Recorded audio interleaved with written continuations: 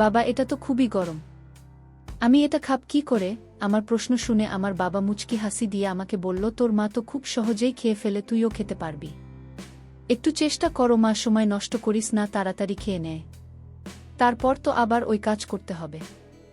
আমি বাবাকে বললাম, মা পারে দেখে যে আমিও পারব এমন তো কোনো কথা নেই। তুমি আমাকে খাইয়ে দাও। আমার কথা শেষ হতেই বাবা তার ওই আমাকে খাইয়ে দিল। আমার প্রিয় বন্ধুরা, কেমন আছো তোমরা? প্রতিদিনের মতো আমি আজও তোমাদের মাঝে নতুন একটি ভিডিও নিয়ে আসলাম। আজ তোমাদের বলব আমার নিজের বাবার সাথে আমার জীবনের অসাধারণ একটি সত্যি গল্প। আমি 100% শিওর দিয়ে বলতে পারি আজকের ভিডিওটা দেখার পর তোমাদের দাঁড়াইয়া যাব। তাই তোমাদের দুটি পা ধরে অনুরোধ করছি সম্পূর্ণ ভিডিওটি দেখবে। তো বেশি কথা না বলে চলে গল্প ফিরে যাই। আমি নুসাইবা, আমার বয়স 20 বছর। বাবা মায়ের একমাত্র মেয়ে আমি আমার বাবা মায়ের সাথে শহরে থাকি। আমার বাবা মা অন্য 10 জন বাবা মায়ের থেকে খানিক ভিন্ন। তারা দুজনেই আমার এত কেয়ার করে যেটা আমি ভাষায় প্রকাশ করতে পারবো না।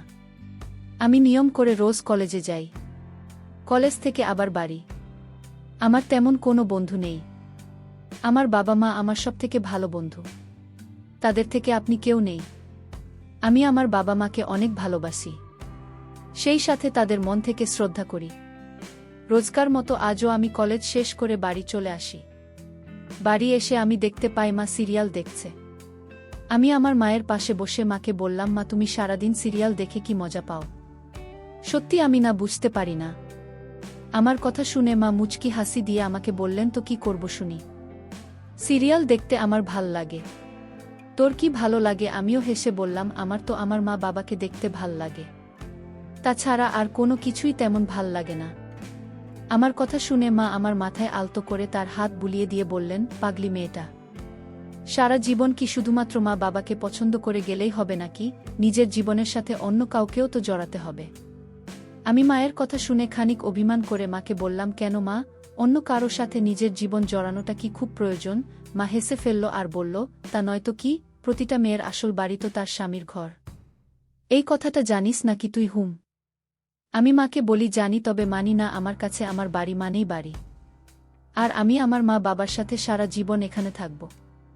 আমার কথা শেষ হতেই মা আমার মাথায় হাত বুলিয়ে দিয়ে বললেন, পাগলি মেয়ে একটা, এত পাগলামি করলে কি চলবে বলো?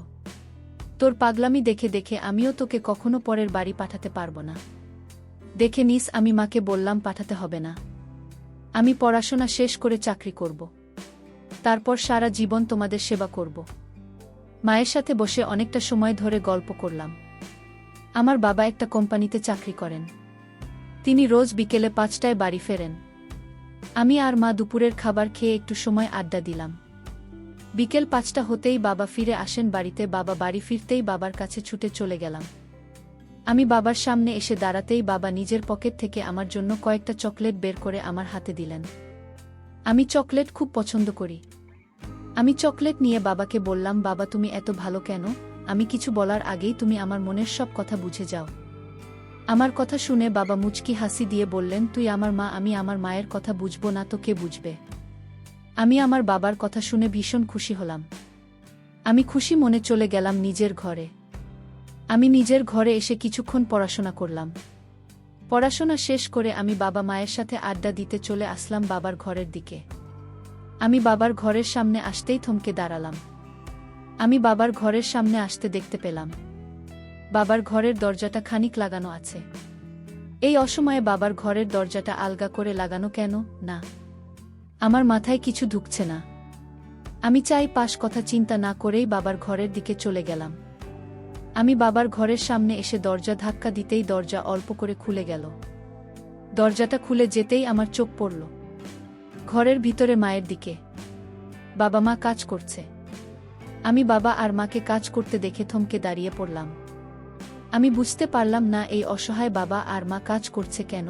আমি বাবা মায়ের দিকে তাকাতেই বাবা মাকে বলল, আচ্ছা আমাদের মেয়েকে নিয়ে তোমার কি চিন্তা? আমার বাবা কথা শেষ হতেই মা মুচকি হেসে বলল, কি আর চিন্তা হবে, মেয়ে তো হয়েছে বাবা ভক্ত, যা করার তুমি নিজেই করো। মায়ের কথা শুনে বাবাও হেসে ফেলল আর বলল, সে না হয় বুঝলাম, কিন্তু মেয়ের ভবিষ্যৎ নিয়েও তো চিন্তা করতে হবে। ও ছোট মানুষ, এখনো কি সেই বুদ্ধি হয়েছে নাকি ওর জন্য ভালো হবে যেটা? সেটাই করতে হবে। মা বলল, হুম। কিন্তু নুসাইবা পড়াশোনা শেষ করে চাকরি করবে। নুসাইবা যদি সবসময় আমাদের সাথে থাকে তাহলে কিন্তু মন্দ হয় না। তাছাড়া আমাদের তো কোনো ছেলে নেই।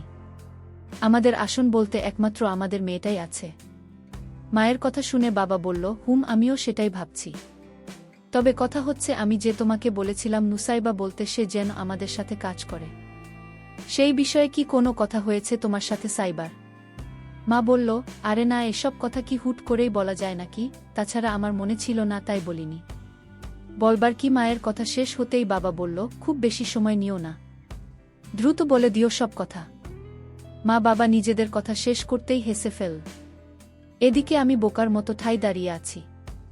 আমি বুঝতে পারছি না বাবা মাকে এসব কি কথা বলছে। যদিও আমি সব সময় চাই বাবা মায়ের সাথে থাকবে, তাদের সাহায্য করব, কিন্তু তাই বলে যে আমার এখন কাজ করতে হবে, এটা আমি ঠিক মেনে নিতে পারছি না। আমি খানিক সময় আরও দাঁড়িয়ে থাকার পর আমি অনুভব করলাম যে আমার জল চলে এসেছে। এখানে আর বেশিক্ষণ থাকা যাবে না। আমি দ্রুত বাবা মায়ের ঘরের সামনে থেকে দৌড়ে চলে গেলাম নিজের ঘরে।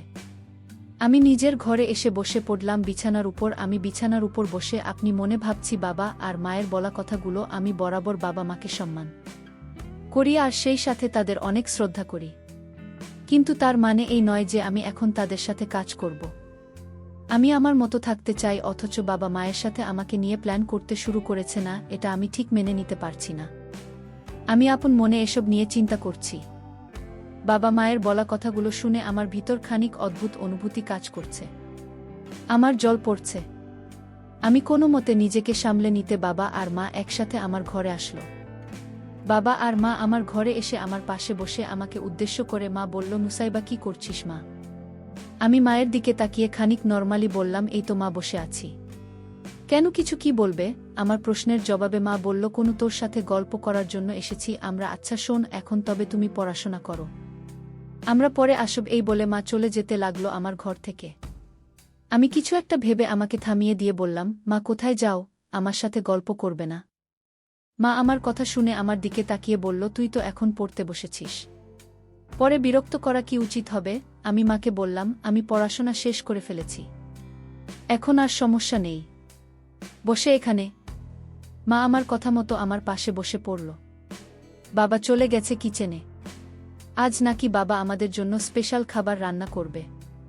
বাবা চলে যাওয়ার পর মা আমার মাথায় আলতো করে হাত বুলিয়ে দিয়ে আমাকে বলল, মা, তোকে একটা কথা বলবো, তুই রাগ করবি না তো? আমি মাকে বললাম, হু হু, বলো নাকি কথা। মা আমাকে বলল, আমি আর তোর বাবা একটু আগে কাজ করেছি, দেখেছিস তো তুই? আমি মায়ের কথা শুনে খানিক নীরব হয়ে গেলাম। আমি নীরব হয়ে গিয়ে ভাবতে থাকলাম, মা আমাকে দেখে কি করে? আমি তো ভেবেছি মা আমাকে দেখতে পায়নি। মা আমাকে নিশ্চুপ দেখে বলল, এই পাগলি মেয়ে আমার, কি চিন্তা করছিস? এমন করে বোবা হয়ে গেলে আমি কি করে তোর সাথে কথা বলবো? আমি মাকে বললাম, মা দেখেছি। মা বলল, তোর বাবা চাইছে তো কেউ নাকি কাজ শেখাবে। আমি বারণ করেছি প্রথমে, তবে তোর বাবা বারবার করে বলছে, আড্ডা দিতে দিতে কাজ যদি একসাথে করি তবে তাড়াতাড়ি কাজ শেষ হয়ে যাবে। তিনি তো কে বলতে পারছেন না, তাই আমাকে দিয়ে বলাচ্ছেন তুই কি আমাদের সাথে কাজ করবি। আমি মায়ের কথা শুনে ভীষণ অবাক হয়ে বললাম, না, আমি পারবো না। আমি জীবনেও এমন কাজ কখনো কি করেছি নাকি? আমি কি করে পাপ বলো? মা বলল, সমস্যা নেই, আমি শিখিয়ে দিব। তারপর তোর বাবাও আছে, তোকে শিখিয়ে দেবে। আমি মায়ের কথা শুনে আপনার মনে ভাবলাম, বাবা মায়ের সাথে কাজ করলে তো আমার আর কোনো সমস্যা হবে না।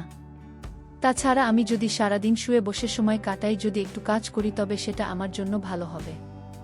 আমি অনেক কিছু চিন্তা করে নিয়ে মাকে বললাম, আচ্ছা ঠিক আছে, আমি কাজ করব তোমাদের সাথে, তবে একটা শর্ত, আমাকে ভালো করে সব কিছু শিখিয়ে দেবে, তা না হলে আমি কিন্তু পারবো না কিছু করতে। মা আমার কথা শুনে মুচকি হেসে বলল, পাগলি মেয়ে আমার, সব শিখিয়ে দেব তোকে। এখন চল গিয়ে তোর বাবাকে এই খবরটা দিয়ে আসি।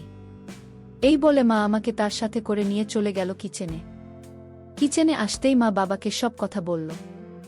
বাবা মায়ের কথা শুনে ভীষণ খুশি হলেন, আর আমার মুখে তার বানানো জিনিস ঢুকিয়ে দিলেন, আর বললেন, এটা খেয়ে দেখুন সাইবা, অনেক স্বাদ। তোর মা নিজে প্রশংসা করেছে।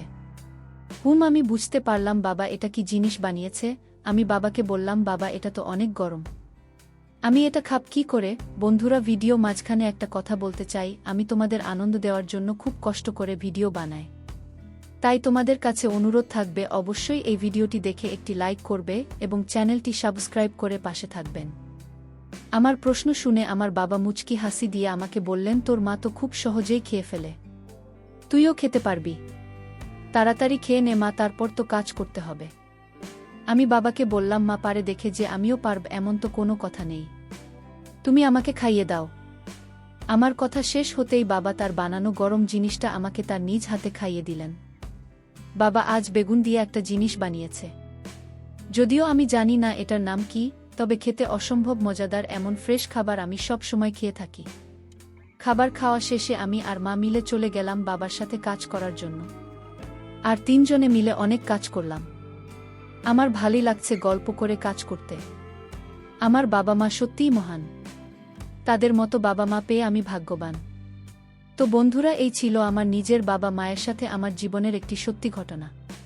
তোমাদের কেমন লাগলো আজকের গল্পটা? অবশ্যই কমেন্ট করে জানাবেন। বন্ধুরা, আজকের ভিডিওটি এখানেই শেষ করলাম।